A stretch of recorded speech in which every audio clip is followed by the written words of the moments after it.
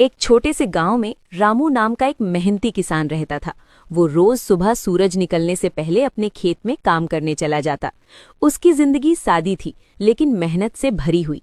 एक दिन जब वो अपने खेत में हल चला रहा था, तभी उसे मिट्टी के अंदर कुछ चमकता हुआ दिखाई दिया।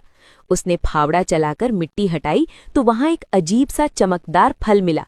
वो फल छाते की तरह गोल और ऊपर से फैला हुआ था। उसका रंग सुनहरा था और उससे हल्की हल्की रोशनी निकल रही थी।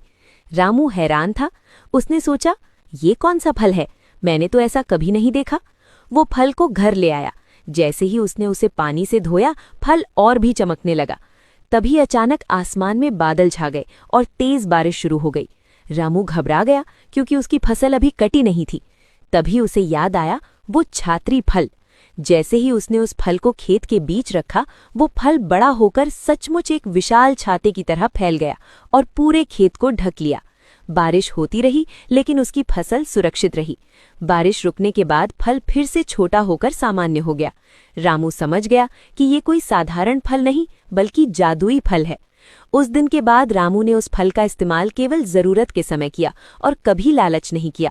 धीरे धीरे उसकी फसलें अच्छी होने लगी और वो गांव का सबसे खुशहाल किसान बन गया।